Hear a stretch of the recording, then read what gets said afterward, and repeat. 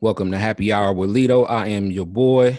You know what I'm saying? I got a real special guest today. You know what I'm saying? One of my homeboys from high school. You know what I'm saying? Uh Colonel White, C Dub, through and through. You know what I'm saying? My guy Aaron Harrison. What's up with you, brother? Bless, bro. How you feeling today? I'm good, bro. Everything good, man. So, I just want to start out the interview like I always do this with everyone. First and foremost, I am somebody who is real big on mental health. You know what I'm saying? So with the whole pandemic and everything that we've been going through, you know what I mean? How have you been able to hold up? In all honesty, I've been pretty good. Truthfully, I honestly already believe that if people are anywhere near sick, I almost really wanted them to go out in public wearing masks. Truthfully, outside of everything else that I do, I run a child care center.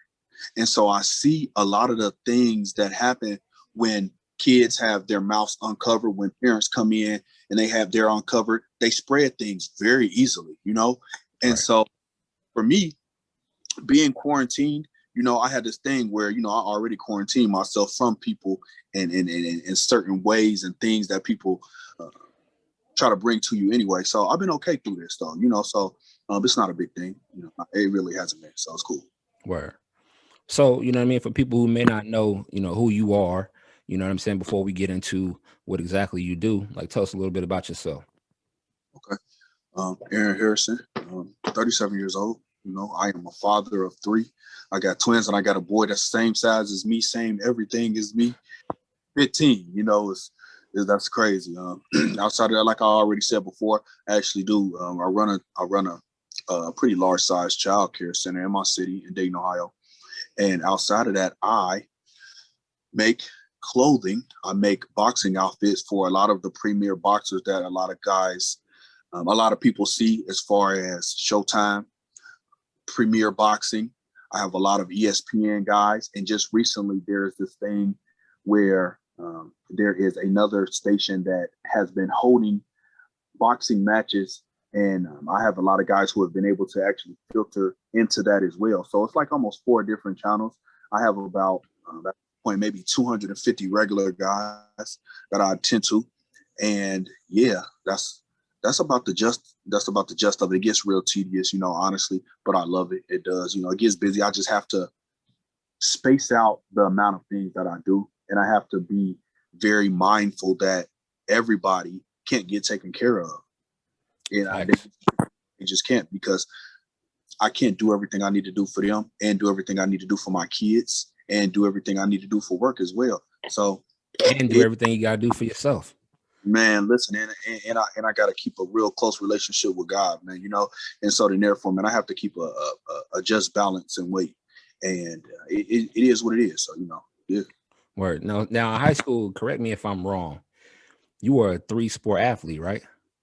yeah. So here's the thing. Uh, I was a two though. I was a two, and so it was always a thing to start football, but not go through with it. So always track, always basketball, and then I went to college for track.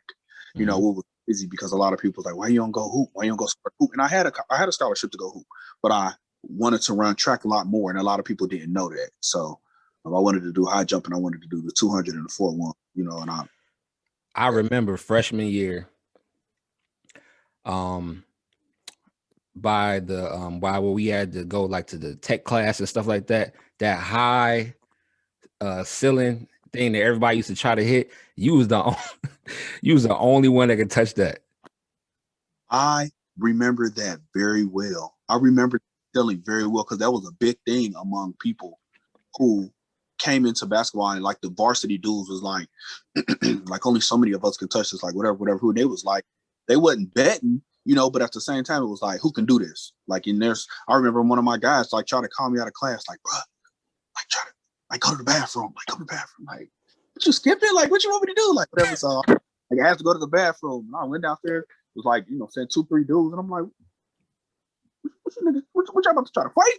What's going on? Would you brought me down here to a fight, bro? And so it was because of that, and that was funny. That was a funny instance. So yeah, yeah. That was wild. Yeah. That's fun. You hold like, don't you hold like a high jump record? So it got broke though. Okay. I did. It got broken. It got broken by a younger guy who was about 4 grades up under me.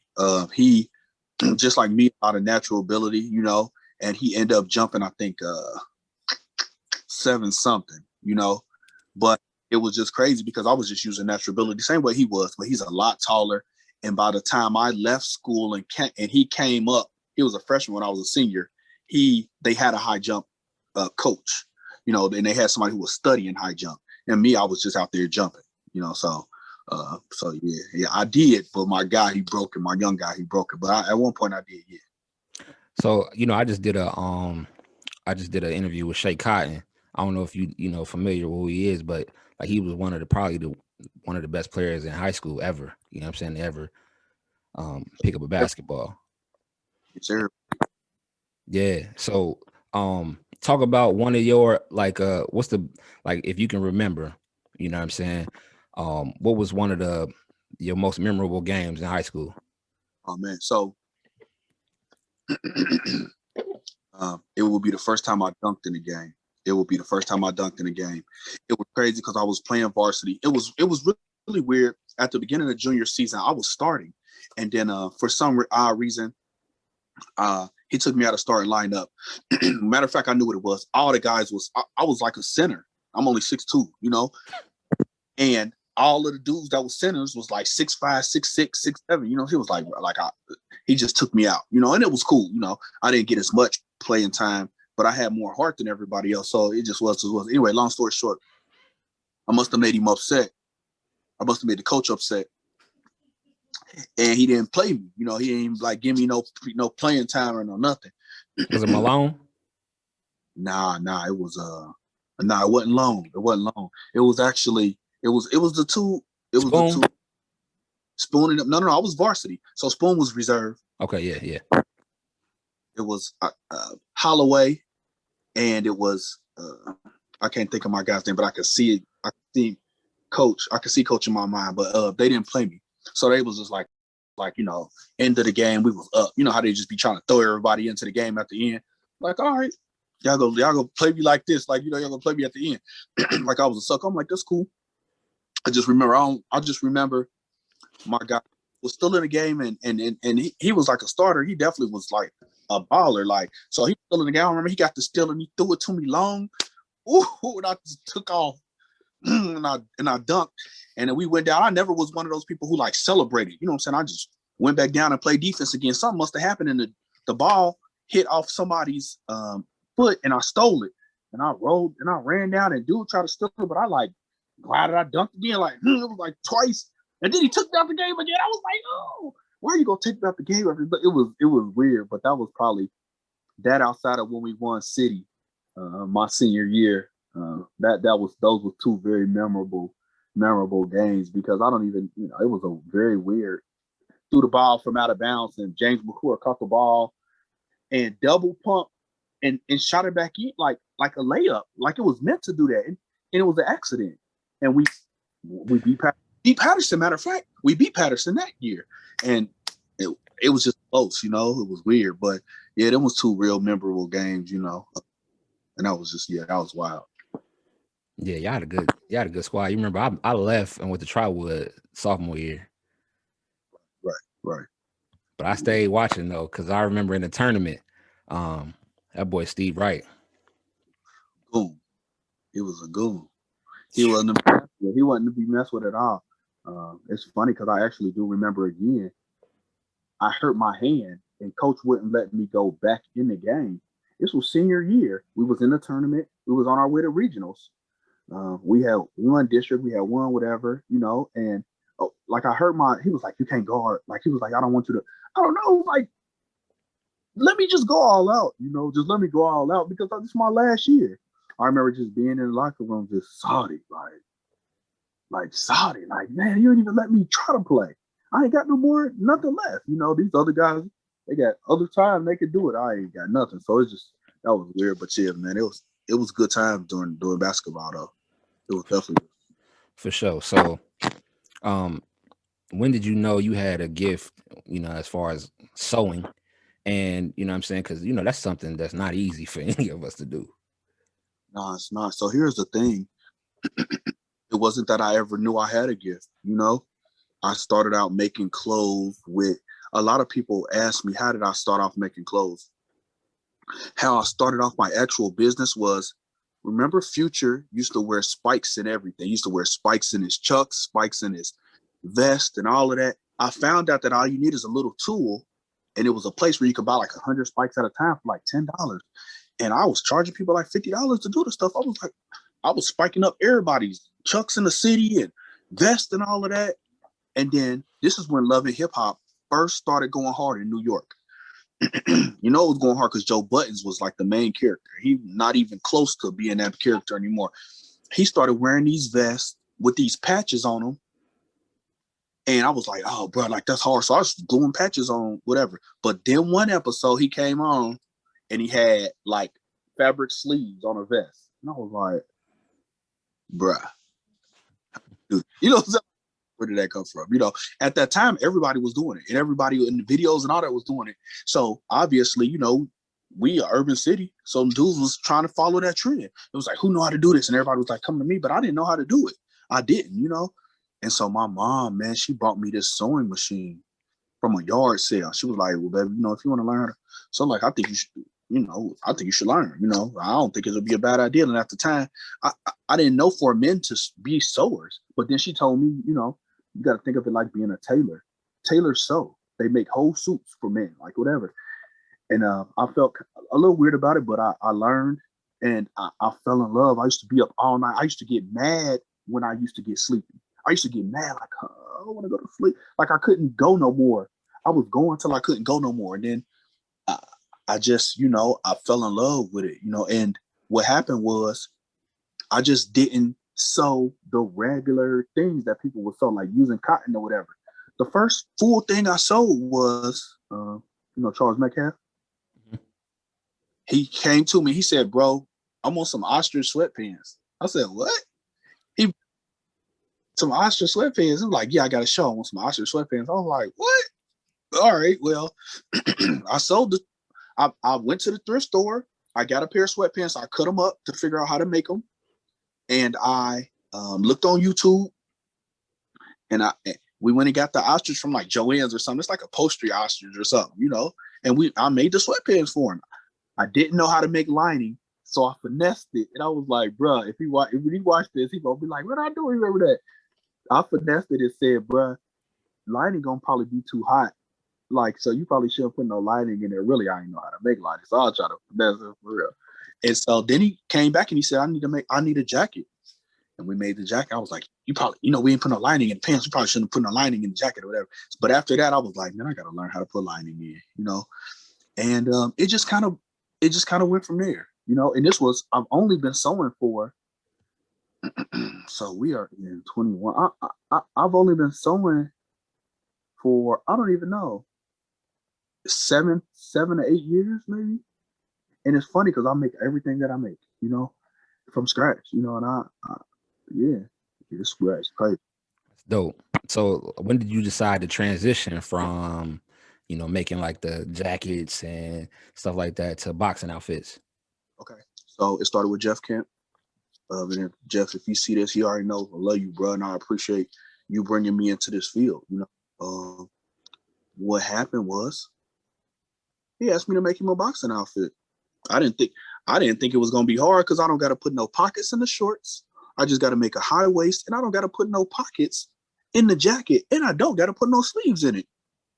That's cool. I don't even got to put no lining because really I can just lay the lining on the back side of the fabric, and I can just sew it all together as long as I, you know, make sure I finish the edges where it look good. There it is. So he got a boxing outfit made. I didn't think nothing about it. It was just another job for me, you know. He told somebody else who needed a boxing outfit made. And when he told me, he must have told me like, you know what I'm saying? Like, I think he told me to like run it up. He was like, run it up on me. I think he told me that for real. And I can't remember exactly how it was, but he was like, you're in charge enough. You know what I'm saying? You're in charge, like whatever. Like run it up, tell him like $250. I'm like, $250? Like, you know, at the time I was like, you know, this ain't even no detail to it. Little did I know, boxing outfits start around $600. Word. So I'm undercutting everybody, and that was years ago. Now boxing outfits be like I'm sorry, they started at like 400 or 500.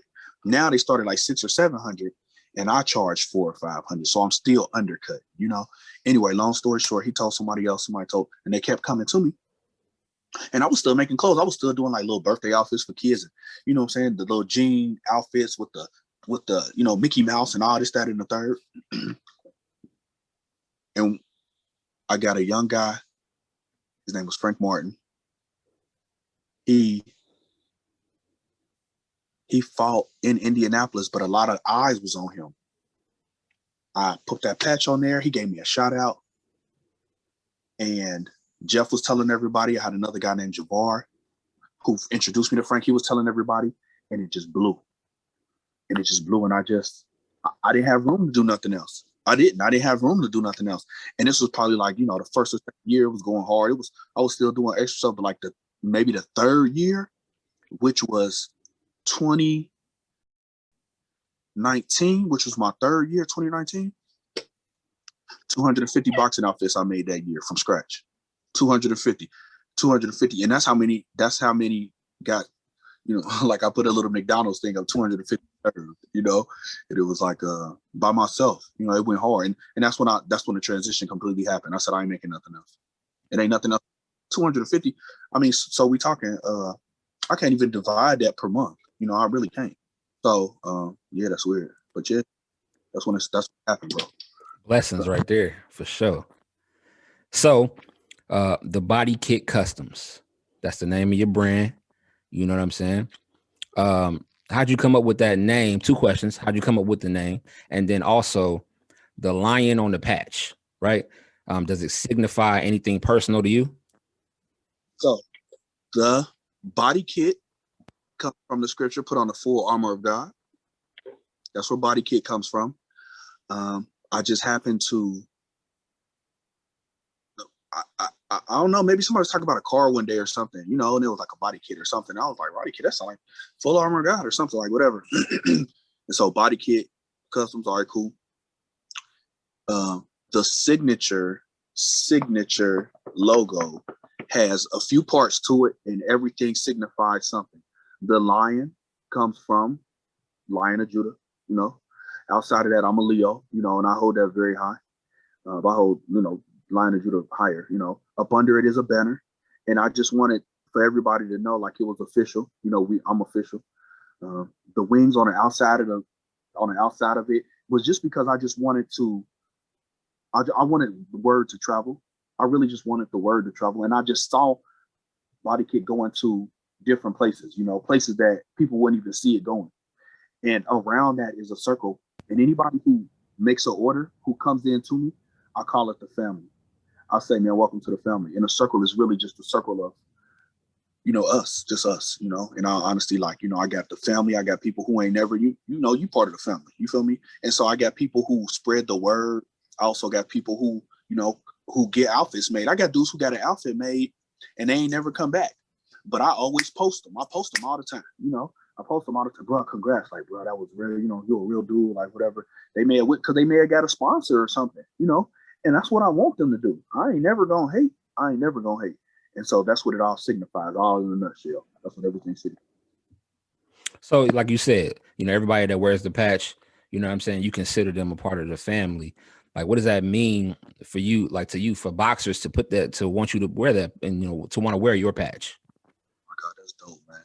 I am extremely humbled for anybody to call me big bro, or for anybody to say,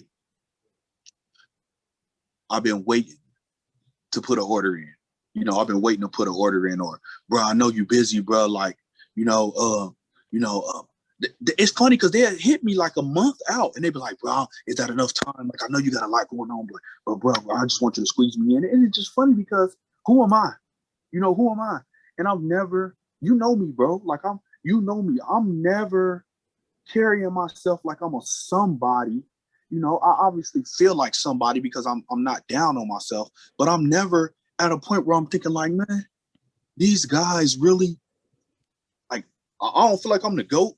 I got dudes who say that all the time, like, you the GOAT, like, you the GOAT, you the GOAT, you the GOAT, you the GOAT, like, you know what I'm saying, go, go, go. I don't feel like that. I feel like at some point, you know, I felt like that at points, but it was more like because it was so much going on, you know. It's just then that's the only reason why I feel like coming from Dayton, Ohio, you will never think a guy in Dayton, Ohio, you will think it'll be a guy in New York or a guy in Chicago or a guy that's in Philly or a guy that's in LA, the one making these outfits for these boxers on TV, not a guy out of Dayton, Ohio. You wouldn't think that's who that is, you know? Like who are, at what point will we birth big designers like that? It's only a few that I know of, you know? And it's weird, you know, but at the same time, I don't knock God's blessings and I don't knock the directions in which he had told me to go in. So what I allow myself to just stay as humble as possible and continue to grab all these blessings that he has given, man. And that's just what it is, you know, it is. So tell people, like, you know, name some more of the boxers that are part of the family right now. Okay. So there's always somebody new. And I'm thankful because of that, you know. I have a Chris Colbert, which a lot of people know. I have recently Rasheed Warren. Well, not recently Rob Easter, and then Rasheed Warren. I have Shelly Vincent. I have a lot of ESP. I have Jared Anderson. I have F.A. Ajagba. I have, oh Lord, I have just a flurry of guys who just got signed, and they're just now coming into their stardom, like a Duke Reagan. I have, oh Lord, there's a lot of guys, you know, that they're on TV a lot more than what, you know, Jamonte Clark and oh my God, there's a lot of guys who are on their way up, and they are highly ranked. You know, I got a young guy. He calls himself Cornflake, and he broke top 10. He just broke the top 10. I think he's like eight or nine. Jamonte is right behind him, like at 10 or 11, something like that. And it's crazy. You know, I got guys who really supported me, and then I got guys who they not on TV, but they done made a name for themselves. You know, and people know them. You know, I got my nephew, who's one of the bigger names with the young ones, is Michael Williams Jr., you know, and I don't know. There's so many guys. I would be remiss to try to announce everybody, because I would miss somebody. And even when somebody sees this interview, they're about to be like, bro, why you say my name, bro? I got guys who's promoters, and they really put me on top, you know. They spread the word. I got a guy named P. Robinson, and he put me on to so many guys who are so big, you know. He really spread the word for me, and I appreciate a lot all my family, you know, all of them. Word. What's the guy's name that I think his name Big Baby or something like that? He just knocked somebody out. Yeah. Yeah, I do. Yeah, so they call him the next American heavyweight, the next great American heavyweight. Only 21. He's only 21. He is forever growing. And I'm sure that even he would say, you know, that he still has you know, a ways to go. He's forever learning, but he's great. He was Fury's sparring partner in the Wilder camp going into Wilder. He's the one who got Fury ready for Wilder that last time that he, you know, whatever, you know, that he won. And man, it's just so many. Oh my God, it's just so many guys. That's dope, man. For real. So let's talk boxing. Let's talk some you know, we fans of boxing first. You know what I'm saying? Always, are you watching the fight? Bro, I said, I'm waiting. Hold on, I can't. Hold on, man. Lito ain't calling. Let me see. Boom, you called me. I'm like, oh, bro, come. What up? For sure. So what fights in boxing that, you know what I'm saying, that you haven't seen, that you want to see, that you think the promoters are going to allow it to happen in their prime? Yeah. So here's the thing. that I don't think is gonna happen. You know, you're not gonna see Bud fight. You know, because they can't get it together. The money is not gonna be right. You know, you're not gonna see a Javante fight a I don't know. I don't know if you're gonna see Javante fight Teofimo. You might, you know, it just depends, you know. I don't know, but you're not gonna see. I thought he's supposed to fight Ryan.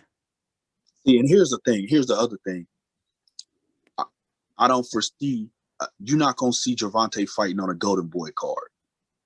I don't foresee that happening. You know, and it's not that he's supposed to fight him. He's not even turned on to the fact. I mean, not turned on. He's completely turned off to that anymore. You know, Ryan, doing an exhibition with Manny or some shit, like something random, you know, and so he's just turned off to the fact. At this point, I'm sure. The one fight that we are going to see and that I am waiting to see is Chris Colbert versus Shakur.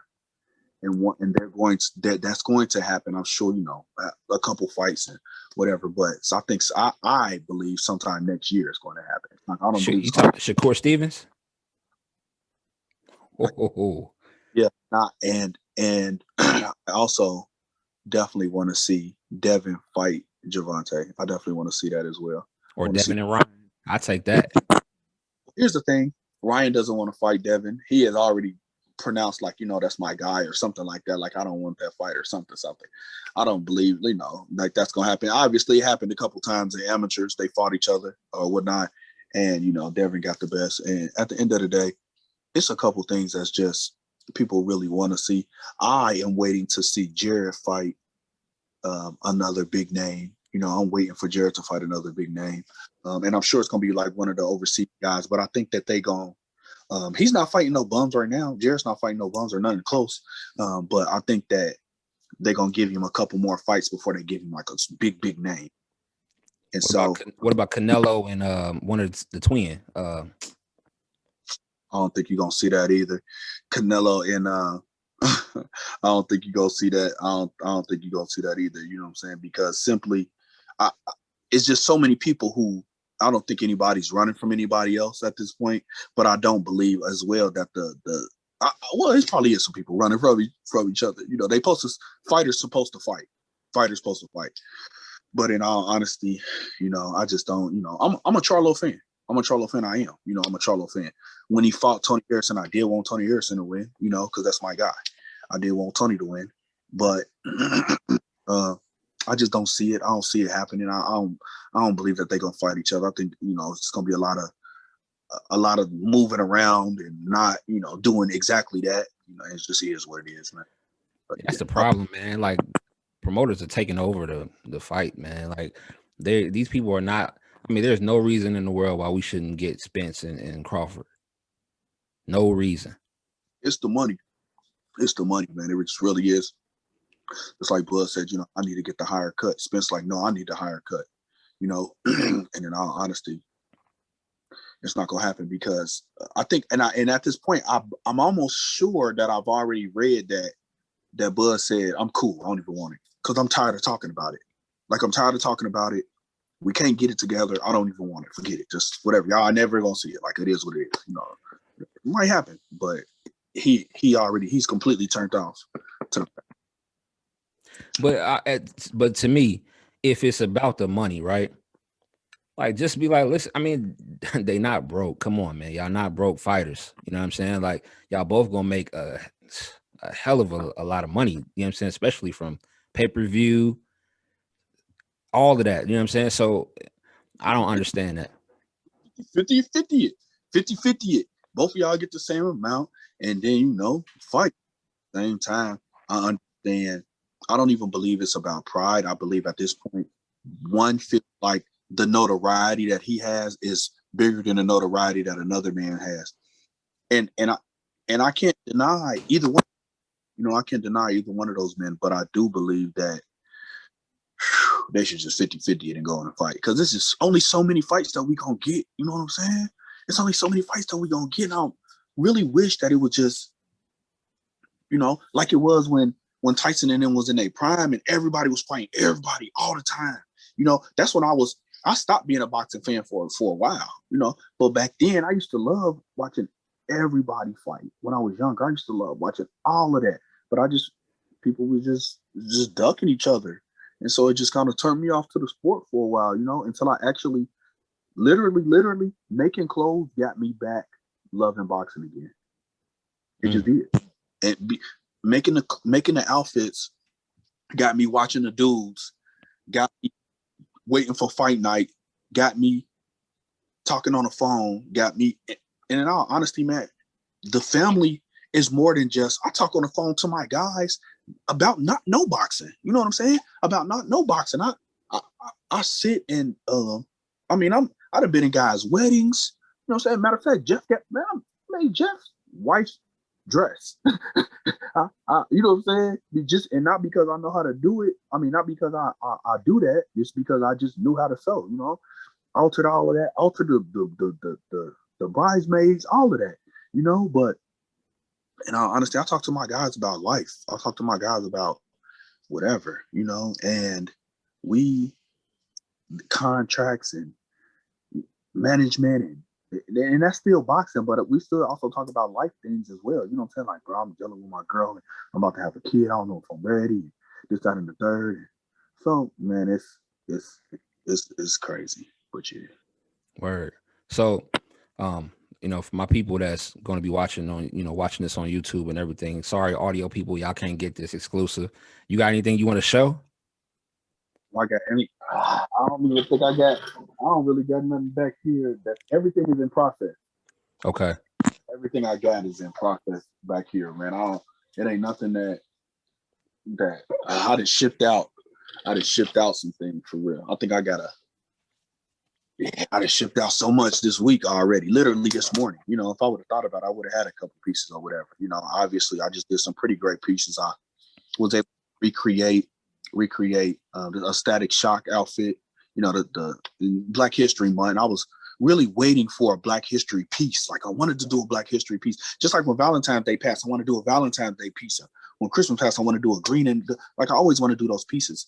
And so I remade the Static Shock, and I put lights in it, you know what I'm saying? So up this part and around the neck, you know, my guy, he can control it's like some lights to make it really look like it was a shock going, you know. But it's been a lot of things that I've been able to create, and I'm thankful for. You know, I'm thankful for. But not it, bro. But yeah, other than that, man, I know it's gonna be some people who see it. Follow me on Instagram, you know, at the BodyKit Customs. You should see that symbol come up as soon as you put in the BodyKit Customs. It should come up, you know, just like it sounds. Spell it the same way. But other than that, you know, all the other information, website, and all that'll be right there in the Instagram. If you don't have an Instagram or whatnot, you know, bodykitboxing.com, bodykitboxing.com, and all the info is in there. You can reach me. It's a pretty simple website, simply because I like to talk to my people back and forth so that they can get the orders in and out. But that's it, though. Yeah, that's it. That's about it.